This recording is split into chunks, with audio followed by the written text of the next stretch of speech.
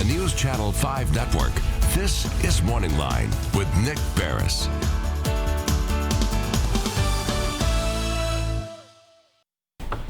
Good morning, everyone. Thanks for joining us on MorningLine. Nick Barris here with you on a Tuesday, and I do indeed appreciate you being part of the show as always. And as always, you're going to have the opportunity to participate. If you'd like to join in the conversation, we'll get the phone line up in just a moment. The topic of conversation today, at least for the first half of the show, is going to be looking at the question of what's going to happen with schools. From the university level on down, we hear about a phased-in process.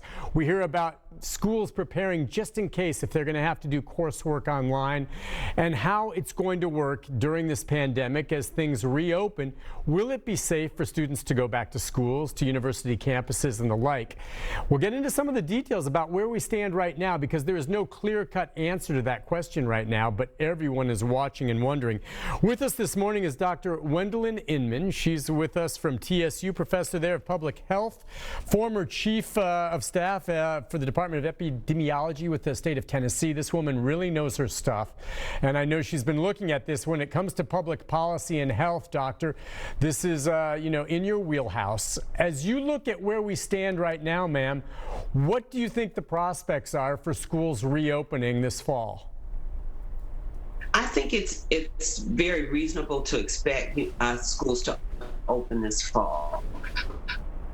Some things in place that protects families,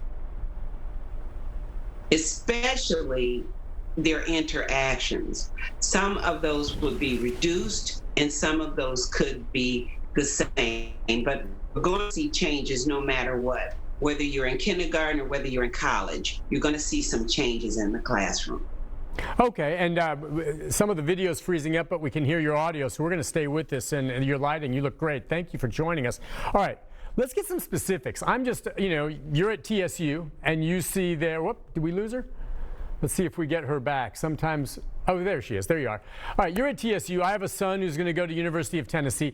A lot of students are going to the dorms. We heard MTSU the other day making an announcement about how they're going to limit, the capacity in a lot of the dormitories. In terms of social distancing, I just think about lecture courses, and I think about dormitories and the cafeterias. And I just wonder, when you say we're going to handle that in a phased-in way, how do you do that? Will they have head counts and try to separate when people eat and separate dorms by rooms? How are they going to do that? What we have to have is flexibility. There are some students who can easily work remotely and learn remotely, and there's some students who cannot. And so you have to take that into account. And so you take into account the students that you have to let come back and have to let learn in a different kind of way and protect them in that environment. So they're going to be moving around, eating, living, working, and playing. And so you have to retrain them or train them on how to do that successfully during a pandemic. So wearing your face mask, washing your hands, keeping the social distancing can all be implemented in the school, in educational systems. And so we have kind of a hybrid mix of students, some doing remotely and keeping them in touch with their instructors and with the system, and some on site. Even those on site could do some remote educational things such as Zoom. You may be on campus, but you may be virtually in the classroom with other students from around the country and even from around the world. K through 12 is going to be a little bit harder, but it's going to be okay for, I think higher education is going to be able to have a little bit more flexibility. No, I agree. And let's stay on higher education. Then I want to ask you from K through 12. First of all, you're right. I think a lot of the lecture courses, they can be done online. As you advance, you become a junior and senior, you get into those courses where it's more lab work and maybe more hands-on. So that maybe is what you're referencing. Do you imagine college campuses then will be mandating that students, when they're on campus, wear masks? Absolutely. I think that should be a priority for all of them. It's really just the short term. Any pandemic, if we take the right precautions, we can shorten it. And so in doing this, everybody has to realize that they are a place that we stop the infection. So by wearing our face masks, by washing our hands, by keeping our social distance, we're all a part of the solution. With regard to athletics, you see already some of the major universities had invited back some of their football teams, and there already was a report out of the University of Houston and one out of the University of Texas where several of the players became infected with COVID. Not exactly sure where necessarily, if it was on campus, but that's basically shut down the program for the moment. We saw Columbia High School here in Columbia just having an issue where a student tested positive. They've shut down practice until sometime later in July for those summer drills. What about sports, especially where close contact really is unavoidable? Yeah, sports are going to be something special that we have to handle. And I think they're doing absolutely correctly. They're monitoring the cases. So if you've got pockets of or incidents or new cases, that's what you've got to watch for. So I think with athletics, they can do the same things that we do. You can't really do a lot in some sports like a basketball, but like football, students wear helmets and face shields are easy to make a part of that and even to make it a part of practice. So you may have to go a little bit above board for some of the sports. Some may be delayed, but I think a lot of them, if they're creative, can be instituted. Do you believe that, for instance, TSU's football team will start its season on schedule, as reflective maybe of the rest of the teams in the state?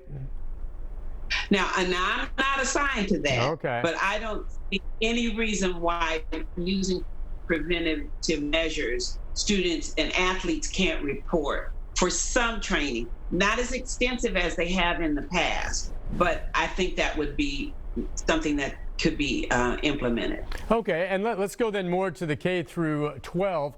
And a lot of it may come down to convincing parents how they feel. I mean, if you had a child that was about to go back to high school and maybe played on the football team, would you feel comfortable with him going back, attending courses in a high school right now, and playing football? I would be concerned if the school had no things implemented to protect people. I would certainly be comfortable if I have grandchildren. If my grandchildren were going back to school and students wore face masks and they had hand sanitizing stations and they had a little bit more implemented of you can't in a classroom with 45 students do social distancing like we want, but you can do different kinds, just like learning how to do fire drills. We learn how to function in a pandemic in a different way for K through 12. Yes, it can be done. Can be done. The other things are that you have to remember when you do have a sick child, there's so many other parameters. Where does that sick child go? What parent has to stay at home? You know, parents are getting back to work, and then you want to be sure that they have the resources they need. So when they do come back, and as you've said, I think maybe it'll be in phases with these precautions in place. I imagine, though, the health experts are going to have to be watching really close.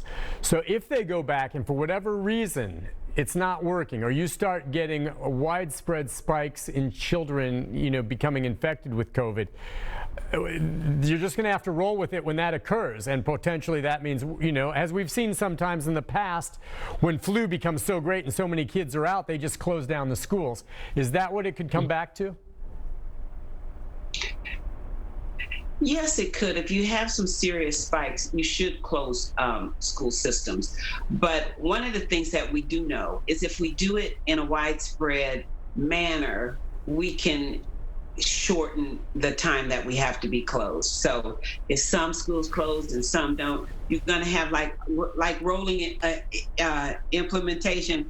That's not going to work. It almost has to be statewide or nationwide in some instances for the whole region. It's that those little pockets of, we are so interactive in our communities now that we have to look at the bigger picture. So while it may be 2 weeks for a whole state or 30 days for a whole nation, at least it would be over. And that's what we have experience from. When we're looking at infectious disease control, we're looking at breaking a cycle of infection. And COVID-19 is a part of that we have to really be serious about looking at. So schools can institute a lot of things, monitor the cases really, really closely, and reinforce those things that prevent transmission of any disease. Gotcha. Listen, Dr. Inman, would you stay with us for one more segment? We have to take a break, but we'll come right back with you. Just hang tight there, all right? Sure. Good, excellent. Stay there, ma'am. We'll take a break. When we come back, one more segment with Dr. Inman, a little more ground to cover on the return to school, the safety, and what we see happening out there right now. We'll take a break and be back right after this.